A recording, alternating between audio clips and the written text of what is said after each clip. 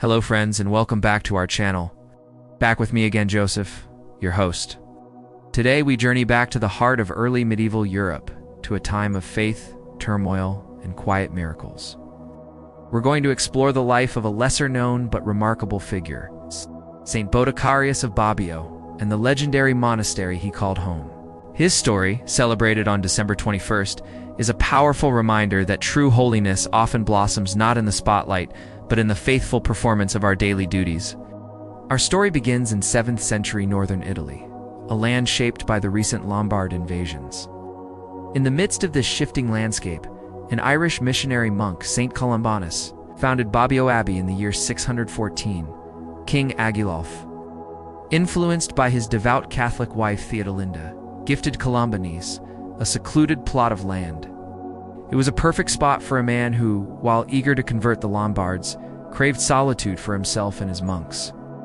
This abbey, following the strict Celtic monastic tradition of Saint Columbanus, would quickly become a powerhouse of faith, learning, and resistance against the prevailing Arianism of the time. Bobbio Abbey wasn't just a collection of buildings, it was a vibrant spiritual fortress. After Saint Columbanus' death, his successors, like Saint Atala and Saint Berdulf, continued his work. Steering the monastery through dangerous political and religious currents, the abbey was so influential that it was even involved in the conversion of a Lombard king, Ariold. Its fame spread, attracting more monks from Ireland and becoming home to one of the greatest libraries in the Middle Ages. In fact, its very abbey served as the inspiration for the monastery in Umberto Eco's famous novel, It's the Name of the Rose. It was a place where faith was lived intensely, where prayer and manual labor were intertwined, and where the preservation of knowledge was a sacred duty. It is within this incredible setting that we find our Saint Baudacarius. He lived during the time of Abbot Saint Berdulf, a contemporary of the chronicler Jonah of Bobbio, who would record the miracle that made Baudacarius famous. Baudacarius was not an abbot or a great scholar. He was a humble monk entrusted with a simple, yet crucial task. He was the guardian of the monastery's vineyards. This was no easy job. The vineyards were essential for the monastery, providing the grapes for wine used in the Mass and for the community's sustenance. But they were constantly under threat from birds and other wild animals that could decimate a harvest. The task proved so difficult that at one point, the abbot sent 30 other monks to help Baudacarius protect the precious crops. Imagine the scene. A lone monk, struggling against nature to protect his community's livelihood, now joined by a large group of his brothers. This brings us to the most famous event in Saint Baudacarius' life, the miracle of hospitality. When these 30 monks arrived to assist him in the fields, Baudacarius faced a new problem. He had practically no food to offer them. His responsibility was the vineyard, not the pantry, and he was likely reprimanded for his lack of foresight. In this moment of need, and perhaps embarrassment, Baudacarius did what a monk of Bobbio was trained to do. He turned to God in prayer. He placed his trust entirely in divine providence. What happened next is a beautiful testament to faith. According to the tradition recorded by his contemporary, Jonah Baudacarius was miraculously able to feed all 30 of his hungry brothers. The accounts vary slightly. Some say he took a single cooked duck and it multiplied, providing more than enough for everyone. Other versions of the story mention the multiplication of a single loaf of bread, regardless of the specific detail. The core of the miracle is the same. God provided abundantly through the faith of a humble servant.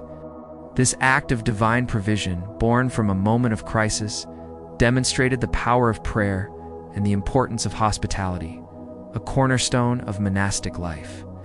Saint Baudacarius' life wasn't defined by grand public pronouncements or theological treatises. It was defined by quiet obedience, perseverance in his duties, and a deep, trusting faith. He shows us that holiness is accessible to everyone in the ordinary, sometimes frustrating tasks we are given. Whether it's guarding a vineyard, managing a household, or completing a project at work. Our faithfulness in these small things is a path to sanctity. His life perfectly embodies the Benedictine motto, ora et labora, pray and work. He prayed for help and worked to protect the vines. When faced with an impossible situation, his first and final resort was prayer. Saint Baudacarius died around the year 650. His life of quiet holiness did not go unnoticed by God or his community. He is counted among the 25 holy monks of Bobbio, whose relics are venerated to this day in the crypt of the Basilica of Saint Columbanus. The basilica itself is a treasure, built in the 15th century to replace the original church. In its crypt, you can find the sarcophagus of Saint Columbanus himself, along with those of the first abbots. On March 16, 1482, the relics of Saint Baudacarius were formally transferred, or translated, a significant event that confirmed his status as a saint.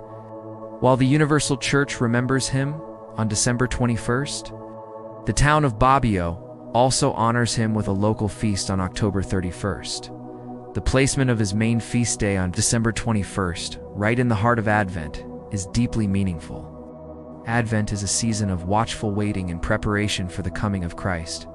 Saint Baudacarius' life is a perfect model of this spiritual posture. He lived a life of watchfulness, guarding the vineyard. He lived a life of humble service, preparing to care for his brothers.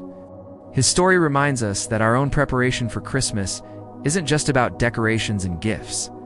It's about cultivating a quiet, faithful, and obedient heart, ready to receive the Lord. The legacy of Bobbio Abbey itself endured for centuries. In 1014, it became an episcopal see, with its abbots often serving as bishops. Its legendary library, which once held over 600 volumes covering every branch of knowledge, was a beacon of learning.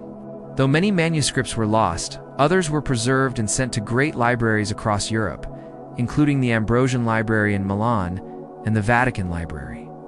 These texts, including priceless biblical manuscripts, are a tangible link to the intellectual and spiritual world of monks like Baudacarius. The abbey was eventually suppressed by French forces in 1803, but its spirit and its magnificent buildings remain. So, what can we take from the life of Saint Baudacarius today? His story encourages us to find God in the ordinary, challenges the modern idea that influence and importance are measured by public recognition or social media followers. Baudacarius was a vineyard guardian who became a saint. His life teaches that true greatness lies in humility, in serving others, and in trusting God completely, especially when we feel we have nothing to offer. He shows us that a single loaf of bread, a single duck, a single life offered with faith can be multiplied by God to feed many. As we approach the end of the year, let's remember this humble monk. Let's ask for his intercession to help us be more faithful in our own daily tasks, to be more generous in our hospitality, and to trust more deeply in God's providence. Saint Baudacarius of Bobbio, please pray for us. Thank you so much for joining us on this journey into the past. If you found this story inspiring, please like this video, subscribe to our channel for more stories of the saints, and share it with someone who might need a reminder of the power of quiet holiness. Take care, everyone. Stay healthy and hungry for holiness. We'll see you next time, and God bless you always.